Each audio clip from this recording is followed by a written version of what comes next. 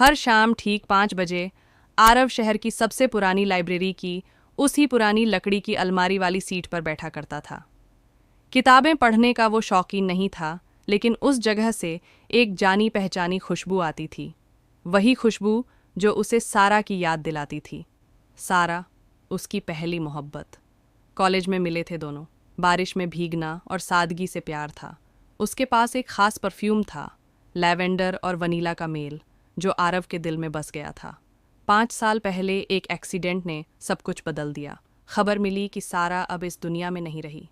आरव की दुनिया वहीं रुक गई थी, मगर हर चीज़ जो उससे जुड़ी थी वो आज भी जिंदा थी, और सबसे ज़्यादा उसकी खुशबू।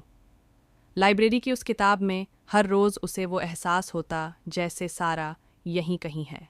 जैसे अभी कोई पीछे से कहेगा, आरव, तुमने मेरी पसंदीदा किताब फिर से निकाली। लेकिन आवाज़ कभी नहीं आई। एक दिन सब बदल गया।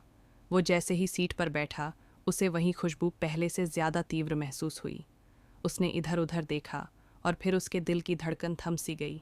सामने एक लड़की खड़ी थी, घुंघराले बाल, हल्की सी मुस्कान और वही खुशबू। सारा, उसके मुंह से खुद ब खुद निकला। लड़की थोड़ी हैरान हुई, फिर बोली, आपने क्या कहा? वो आगे बढ़ा, लेकिन फिर समझ आया ये सारा नहीं थी। लेकिन उसकी आंखों में वही गहराई, वही नरमी। लड़की ने मुस्कुराकर कहा, मेरा नाम भी सारा ही है, आप मुझे जानते हैं? आरव कुछ बोल नहीं पाया। वो बैठ गया। कुछ देर बाद वो लड़की फिर उसके पास आई। आप हर रोज़ यहाँ बैठते हैं और हमेशा उसी किताब के पन्ने पलटते हैं। क्या आप किसी को मिस कर रहे हैं? आरव ने पहली बार खुलकर उसकी आंखों में देखा। हाँ, किसी को नहीं, सब कुछ। सारा, नई वाली, कुछ पल चुप रही, फिर बोली, कभी कभी जो चीज़ें हमें लगता है कि खो गई हैं, वो बस छुपी होती हैं। शायद कोई कहानी फिर से शुरू हो सकती है। अगले कुछ हफ्तों में सारा और आरव के बीच दोस्ती हुई।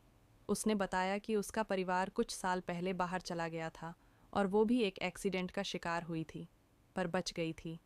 परफ्यूम की वही खुशबू उसे एक बुजुर्ग महिला ने दी थी, जिन्हें वो अस्पताल में मिली थी। धीरे धीरे राज खुलने लगे। सारा को भी आरव की पुरानी डायरी मिली, जो लाइब्रेरी की किताब में फंसी थी, जिसमें उसके सच्चे जज्बात लिखे थे।